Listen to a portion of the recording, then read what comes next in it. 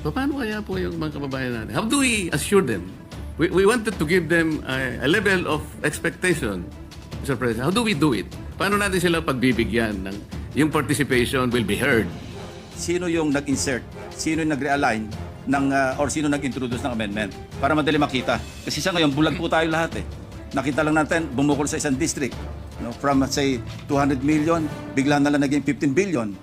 Senator Ping Lacson at Senator Rodante Marcoleta bubusisihin ng husto ang panibagong proposed budget para sa 2006. Akap ni Martin Romualdez, tinanggalan naman ng budget sa 2006.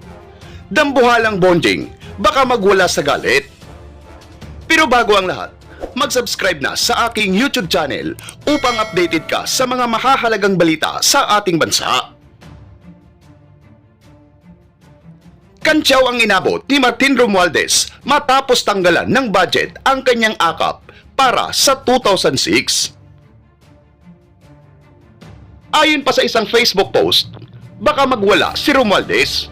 Di papayag yon dahil yan lang ang dahilan ba't siya pinapalakpakan ng tao. Kinilabutan naman si Rowena Guanzon sa mensahe ni Martin Romualdez na we will open the bicameral conference committee on the budget to the public and to the media. Kung pera ng taong bayan ang pinag-uusapan, dapat taong bayan din ang nakakaalam. Pero kahit sabihin pa ito ni Martin Romualdez, ay wala ng tiwala si Senator Ping Lacson at Senator Rodante Marcoleta sa dambuhalang bonjing sa Kamara. Kaya budget para sa 2026, bubusisihin nila. Gentleman from the great province of Cavite, no other than Senator Panpilo Ping Lacson. I move that he be recognized, Mr. President. Senator Ping Lacson is recognized to interpolate. Thank you, Mr. President. Will the good sponsor of Senate Concurrent Resolution Number 4, the distinguished gentleman from Valenzuela, yield to just a couple of questions, Mr. President? Yes, Mr. President, I would again, it's an honor to receive questions from, I call Senator Ping the budget hawk of the Senate. Talagang hawk-like in kanyang pagmamonitor ng budget. Thank you, Mr. President. My first question is, what is the legal effect of a concurrent resolution as compared to a law passed by Congress? Well, Mr. President, the concurrent resolution will bind both houses, Mr. President.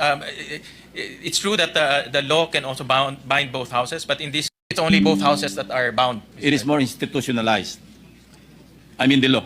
Yes, Mr. President, correct. I asked that question because I filed Senate Bill 32 Yes, Mr. in President. the 20th Congress. It was referred to your Committee on Finance, and secondarily to the Committee on Electoral Reforms and People's Participation. Correct, Mr. And I hope we can collaborate Yes, Mr. President. to schedule a hearing forthwith. Yes, Mr. President. You have my guarantee on that measure, Mr. President. I took a look very quickly on that measure, and it's a very good measure that empowers the public, Mr. President. Thank you, Mr. President. As a matter of fact, this is the 5th time that I'm filing this measure. I filed it in the 14th, 15th, 17th, and 18th Congress. Unfortunately, hindi po lumalabas sa committee. Walang committee report. So I'm glad that there is now this concurrent resolution being sponsored by unanimously by all the members of this house, of this body. So anyway, my second question is, will the uploading of documents as mentioned on page 4 and enumerated on lines 3 to 26, particularly the written individual amendments submitted by members of the House of Representatives and the Senate to the respective chairpersons, House Committee or the House Committee on Appropriations and the Senate Committee on Finance. Yung po ba kasama rin sa ma-upload ng mga dokumento? Kasi ang practice po natin, even in the House, pa second reading pa lang, may bulungan na. Hindi na take up sa plenary. Hindi po ba ganyan ang ating naging practice? Because it's too tedious, I understand. Because if we entertain all individual amendments on the floor, baka hindi tayo matapos. So, for exigency, para ma-facilitate, ang ginagawa na lamang natin, nagsasabit ng mga individual amendments sa chairman or sa chairperson ng Senate Finance Committee. But ang question ko po is, pati ba yun i-upload natin sa website? But Mr. President, since the since the committee report of the GAB from the Senate side will be uploaded. We will now see the changes, Mr. President. Makikita natin yung to, from, Mr. President. So, in other words, we will now have the ability to look at the changes on a very granular basis per PAP, per office, even sub-offices, Mr. President. Makikita na natin ngayon, Mr. I President. understand that, Mr. President. Ang problema lang doon is hindi natin malaman kung sino sponsor or proponent ng amendments. But, Mr. If we President- upload it, then we will be able to identify and we can point back to the proponent or proponents of the amendments. Yeah. That's my concern. That's why I ask if written submissions of amendments will also be uploaded, so we can identify from both houses, no, the House and the Senate, sino yung nag-insert, sino yung nag-realign ng or sino nag-introduce ng amendment para madali makita. Kasi sa ngayon bulag po tayo lahat eh. Nakita lang natin bumukol sa isang district, no, from say 200 million, bigla na lang naging 15 billion. And we cannot identify. We cannot point to the district representative simply because yung iba nagpa-park. And this is a common practice. We all know that, ano? Particularly yung mga party list representatives, wala naman silang distrito. What they're doing is, pakipark nga dyan, pero sa akin yan. So, yun po yung point ko. Kaya gusto ko, uploaded natin with proper identification ng mga proponents. So, I go back to my previous question. Will it include the written submissions of amendments ng individual members, particularly individual amendments, Mr. President? Well, Mr. President, we had a long discussion on that. No, I consulted the technical staff, LBMRO, and some of our experienced technical staff. And the way I understand it, Mr. President, some of the amendments evolve over time. And at the same time, Mr. President, when someone makes an amendment, for example, nagdagdag sila, Mr. President, typically it's the chairman that looks for the source para dagdagan yung magbabawas sa iba. And at the same time, the amendments also evolve. Like for example, nababawasan or just to have the same effect, it's moved to another PAP or moved to another office. So in other words, Mr. President, the original amendment that might not be the same with the final product. Nevertheless, Mr. President, all I want is to trace back to the proponent or proponents, no matter how many proponents there are. If these are amendments to the amendments, then fine. But we have to be able to identify kung sino po yung proponent or proponents ng amendments. Can we do that, Mr. President? Kasi we are for full transparency. The best or the most genuine transparency is full transparency. Kasi kung hindi rin full transparency, parang ano tawag dyan? Ayoko sabihin ng lolokohan, ano? Pero hindi rin fully transparent eh. It will defeat the purpose, Mr. President. Because what we should know or identify, yung proponent, kasi nandoon po yung taguan eh. Pagka hindi ma-identify, back to the proponent or proponents of the amendment or amendments, ano, kanya-kanya tayo singitan na naman dyan, Mr. President. Well, Mr. President, that's why when we were discussing that internally and I was consulting with the technical staff,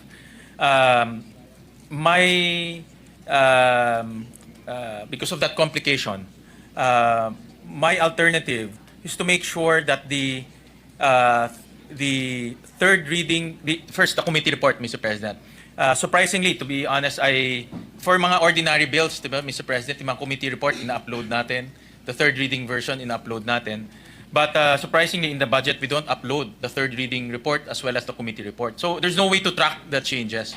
So in other words, Mr. President, when we were analyzing the situation, just to avoid complexity in terms of tracking down the documents, we will now upload the committee report. And doon sa committee report, nandun na lahat, Mr. President. But All the final changes we will won't be there. able to identify the proponent of the amendment. Unlike in an ordinary measure or bill that we tackle, everything is recorded.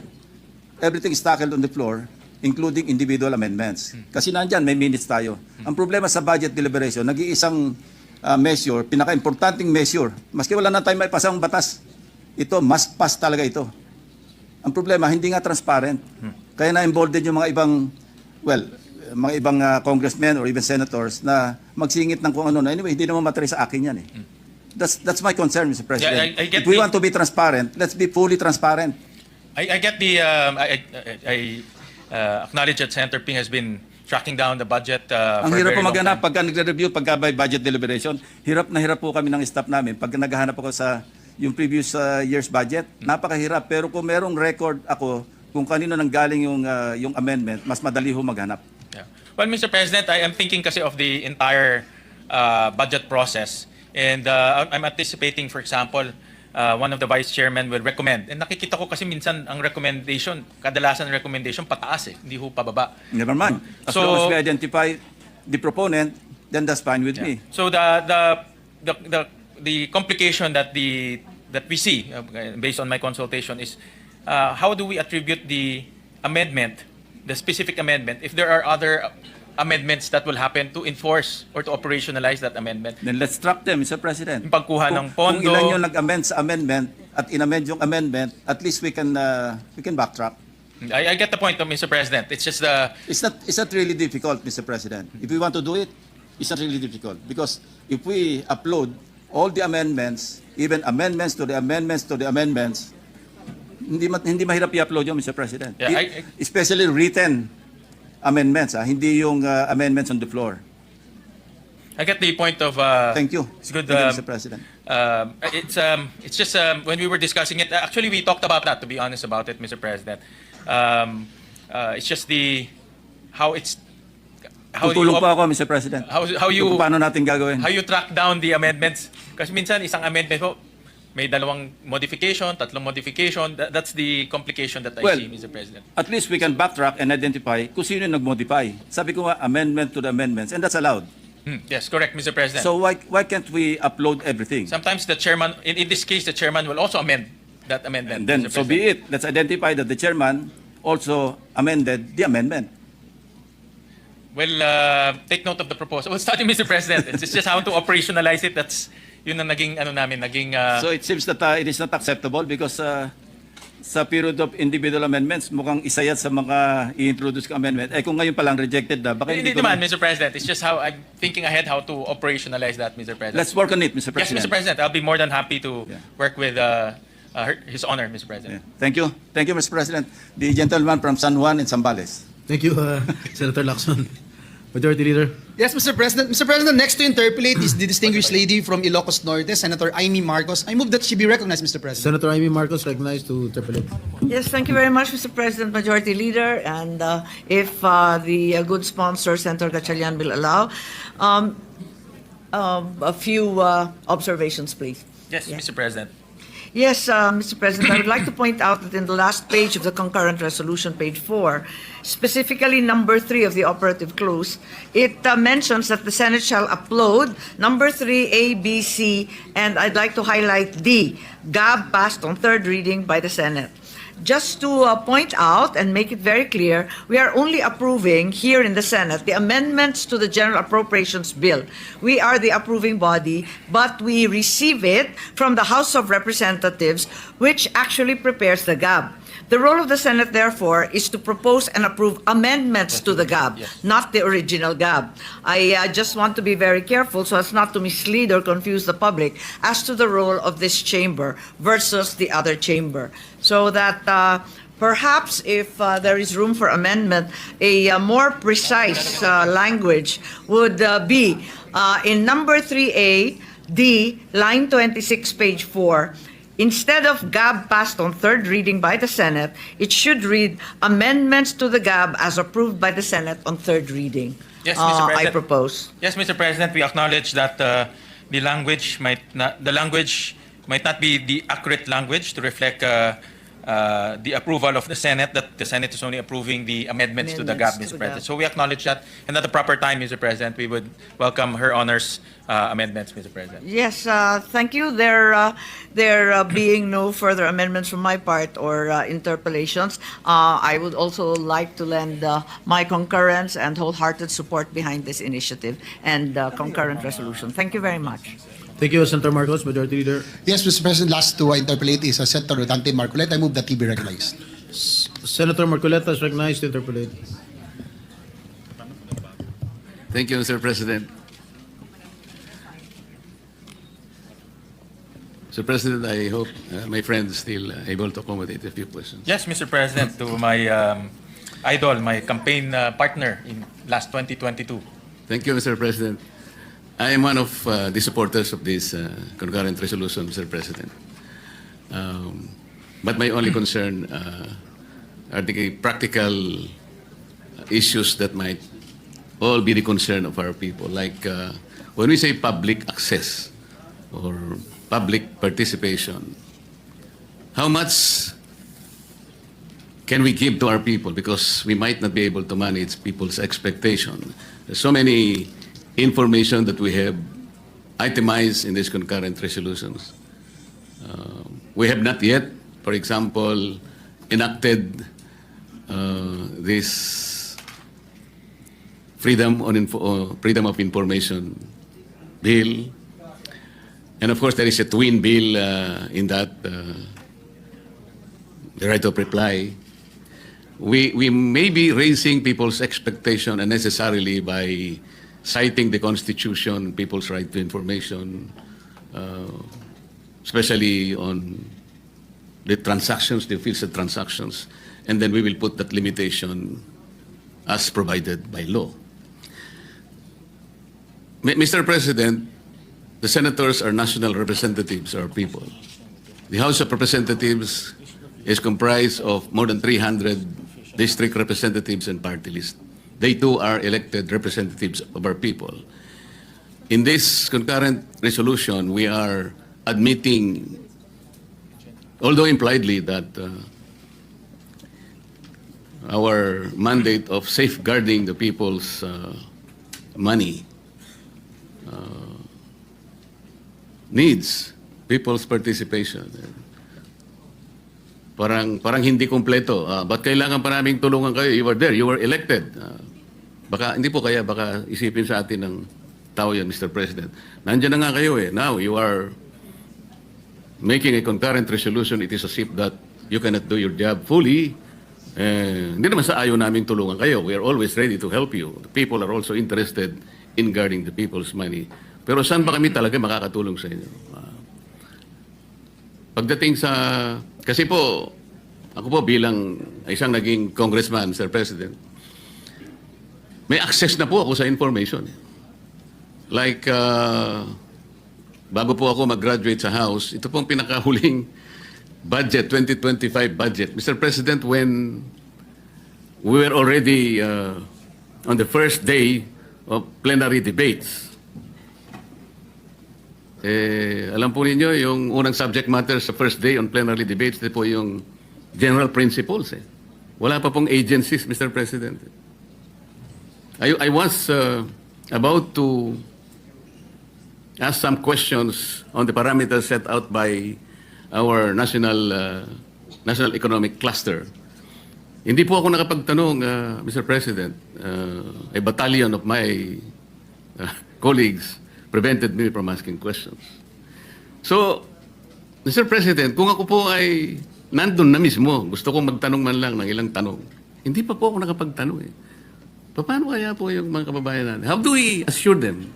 We wanted to give them a level of expectation, Mr. President. How do we do it? Paano natin sila pagbibigyan ng yung participation will be heard, it will be recognized, it will be vetted, kaya po ng tinatawag ni Senator Soto kanina. Interesado siya rin na talagang malaman talaga. Talagang madidinig.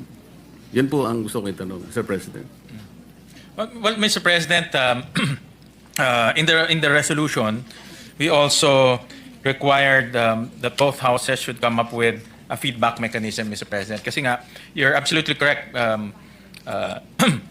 His Honor, that the information will be out there. People will be encouraged to look at the different details of the of our budget, and they will do their own analysis. But they have no way of reaching out to the senators. They have no way of reaching out to their representatives. There's no way for them to send their feedbacks. So that's why in this resolution we also included a platform through their websites that people can now send their feedbacks, Mr. President. So it comes full circle. The information is there, but we also receive information.